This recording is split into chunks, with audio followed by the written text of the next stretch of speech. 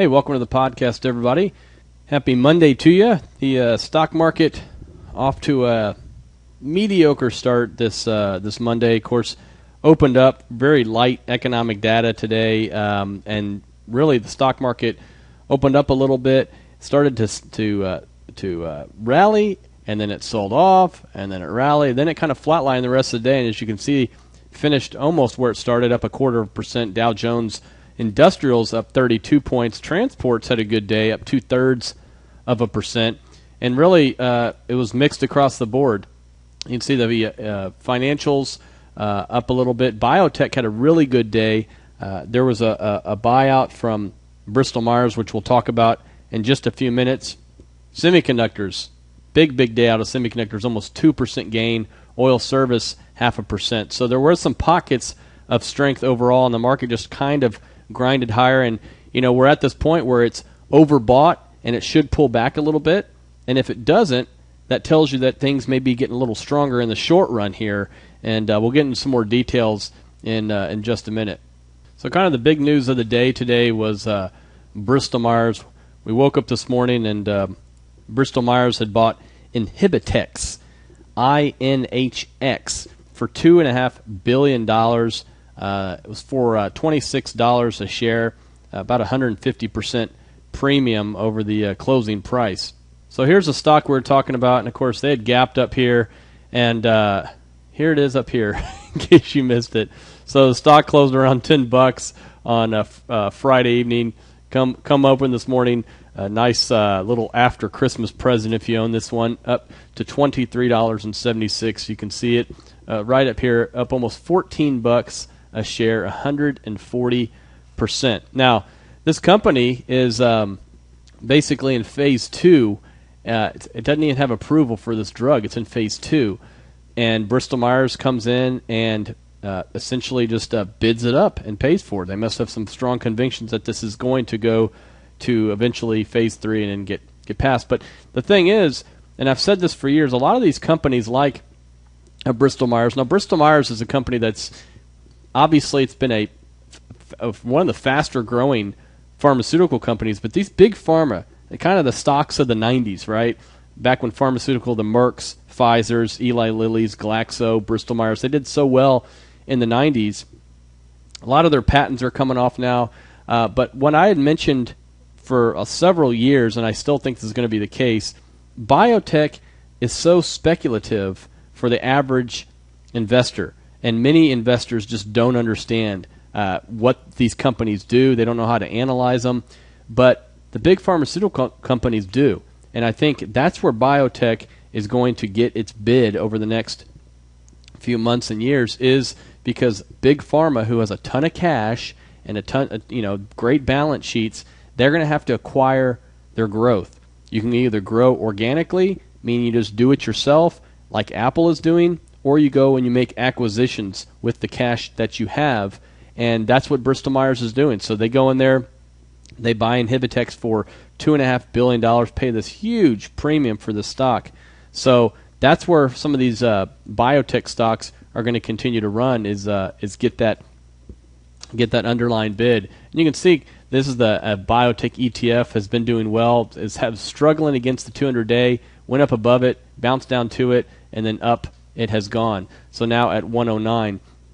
And I'm not suggesting running out buying biotech. Some of these are heavily weighted in just a few stocks, but it's something to look at. I mean, even this particular one, IBB, heaviest weighting farm asset, 11% of the fund. Amgen is almost 8% of the fund. Celgene, 5.6%. So it's heavily weighted in a few different biotech stocks. But getting that bid, because again, what happens is when a company like this one gets bought out by Bristol-Myers, the rest of the group also will go up in sympathy because, hey, maybe we will get bought out. And so what happens is those stocks go up in anticipation of potentially those companies getting bought out. So that's why a lot of those went up as well and pushed the whole biotech sector up. You can see here the IBB was up about 1.4% today. Not a whole bunch of news on the day. Alcoa was the first ones to report earnings, comes out after the bell. First quarterly loss since 2009. Aluminum drop. And Also, free cash flow is negative. So now after hours, stock is up a little bit, but kind of ho-hum so far. Really, the big stock of the day was Netflix. Netflix, of course, had just been hammered the last several months, down from $300 a share, kind of bottomed out around $62 or so, and you can see it turn the corner here. Doesn't look like a whole bunch until you look at the last month, and then you see this big old jump in Netflix. $68 back on the 3rd, $98 here, and in pretty heavy volume too. So, but don't chase this one. I wouldn't be chasing this one, even if things are turning the corner. It has to pull back. Even if you want to go long the stock, it has to go back, and it could start to move higher. I mean, look, over the last year, this is a big picture of it here. Does it look like that's turned the corner? Sure, it does. But it's going to come in a little bit, I think. It's just not going to go vertical and go back up to $175 over the next couple of days. But that was kind of the stock of the day. You can see up here, up 14% on the day. Now, Google, interesting day today, because Google was one that I had owned for a few months, and it had been doing just great. And you saw it started to go vertical here, kind of like Netflix is now. And once it started to turn that corner, as somebody that owned it and as likes the company, but when it starts to do this, you get a little worried. And I got a little worried last week, so I actually put out on Twitter that I was taking profits, and it was actually the first little tick down that it took, which was right in here. So 2 days ago, took profits. It was down on Friday. We come in today, and you can see down almost $28 a share, 4.25%. So this is one that I would look to get back into. But again, when these stocks start to go vertical like this, even if it's something you're in love with, this is what's called trading around a position. You can have a core position. You can sell it, take profits in it, let this thing come back in, and then repurchase back. And that's what I plan on doing with Google, because their business is doing great. Google Plus is doing great. I think it's putting a dent into Facebook. And obviously, everything else that they're doing is just going in the right direction. But stocks, when they go from $480 a share in October up to $600 and almost $80 just a couple months later, you have to take profits, and the market's going to rest, so the risk-reward becomes unfavorable. So I thought perhaps the stock would pull back. I didn't expect to pull back this quickly, and on heavier volume, if you notice down here as well, much heavier volume. So something to watch. It's going to pull back a little bit, and then we can look to get back in. And it may bottom at the 50-day moving average, which is right there about $616, just a few dollars less than what it is today. But this is what this market is begging you to do, which is to trade around positions. Hey, I want to own Google. Maybe you own it 90% of the time. This is one of those 10% that you don't own it because it had gotten too frothy. It was too easy to make money when this thing, and it started going vertical. We took profits, and now you see it coming back in. So in my trading account, I have sold that on, I guess that was Thursday, and came back and haven't purchased it back yet, but I'll be watching this one pretty closely. But Google's a perfect example of how to trade this market right now. When something's getting beaten up and obliterated, you go in and buy it. And when it's running and you're bragging to your friends about it, that's when you have to take some profits on it. Now, as I mentioned, the stock market, I think it's still overbought. In the last few days, you've seen it kind of tick up a little bit, but the underlying strength is pretty weak. So the underlying weakness is strengthening. How do you like that? With that said, this is a time that you may want to build some cash. And again, we've talked about trading in certain positions, trading in and out, not making huge bets on a market direction right now, but staying nimble, taking profits when things that have run up too far too fast, reallocating in things that are beaten up.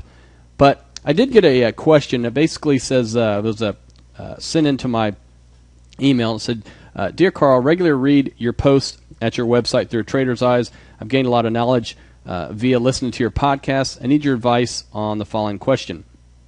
In a highly volatile market, when you're not trading, you're sitting on cash, how do you keep cash? I'm concerned about bank defaults, an event like MF Global, and wondering if there's a better way to keep cash. I have a few options in mind. Do I keep it in a stable bank like Chase, an FDIC savings account under the limit?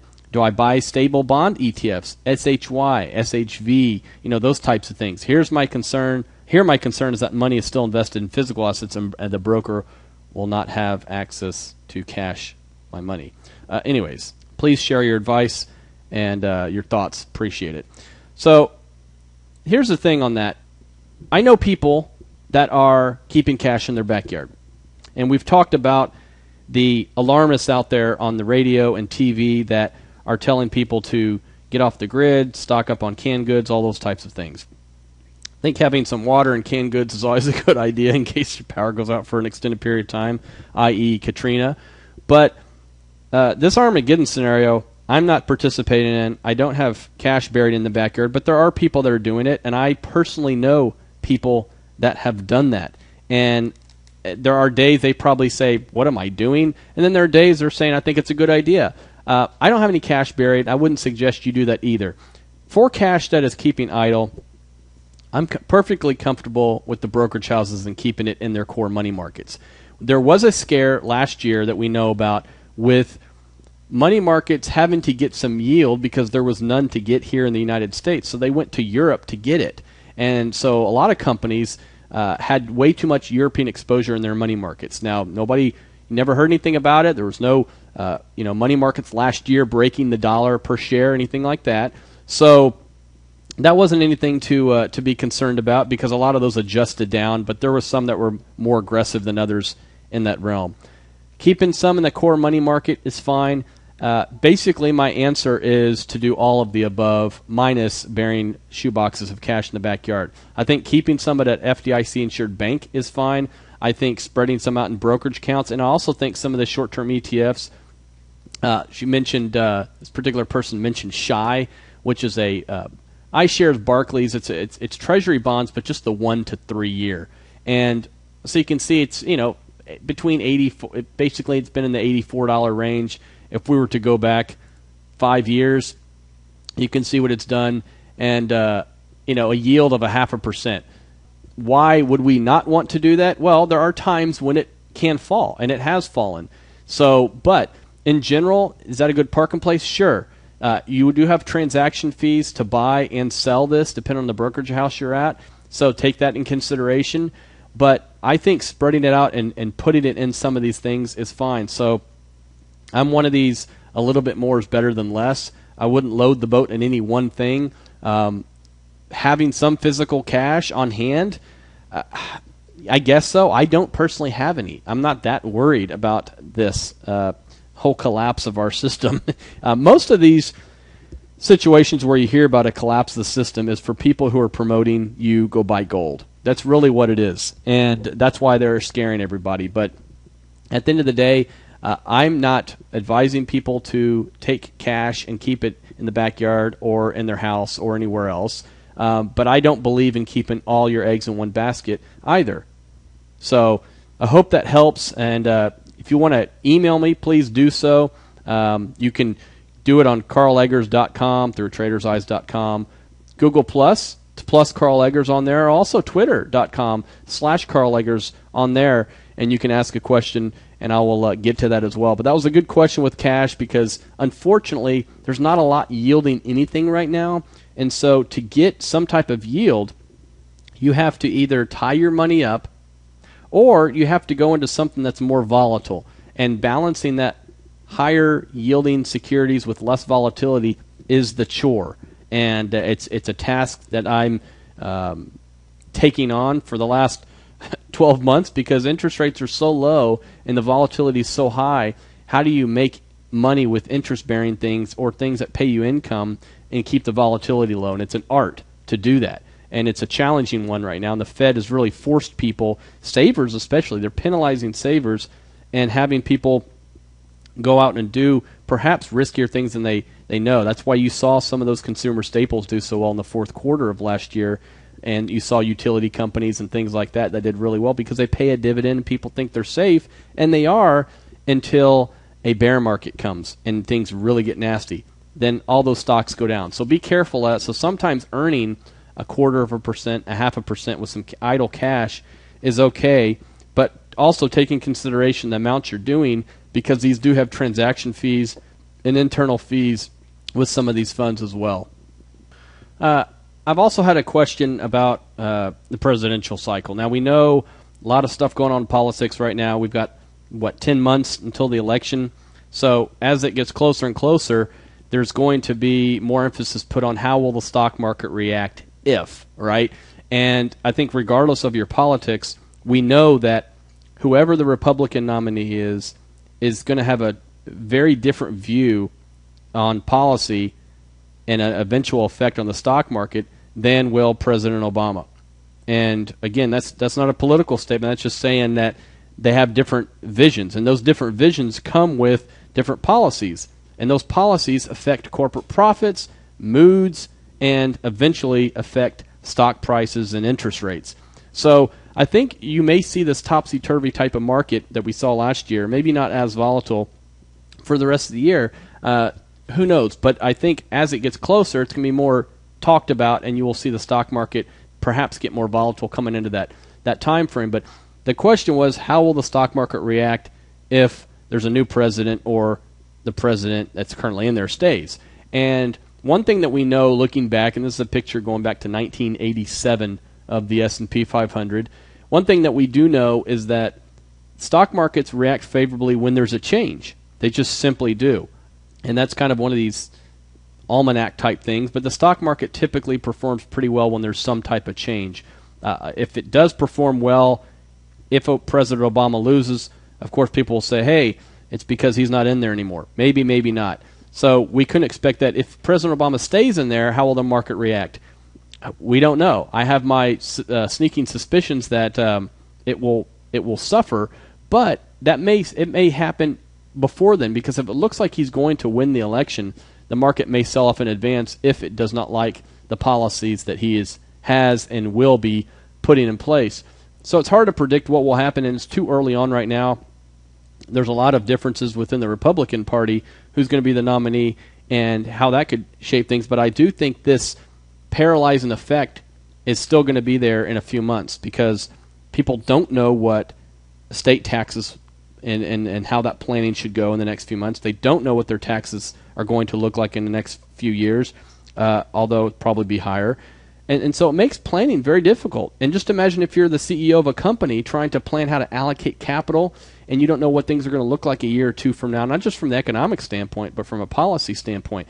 So I think that uncertainty is going to lead to stock market uncertainty again for the next few months. So I think for the prescription, again, in the short run, is let's not try to figure out who's going to be president, how that effect's going to be there, because it's going to be what it's going to be. I think in the interim, what we do is we analyze what's going on and invest based on that. And again, if you've been reading my posts and listening to my podcast, you know that I'm not taking a big stance on market direction right now. Still want my income, and I still want plenty of trading opportunities are still there. I mean, look, I mentioned Google earlier. The fertilizer stocks are still working very well, but you have to reallocate capital and be a little more active right now. But these big themes as far as going into materials or emerging markets or whatever it might be, I don't feel comfortable doing that when the underlying internals of the market are not that great. It's still a high risk reward, I believe, in the short run. Now, if we get a pullback and get a pretty decent sized pullback, then that would lower our risk reward, and that would be a good entry point to make some bigger, broader basket bets on the stock market. But right now, I think patience is still the key.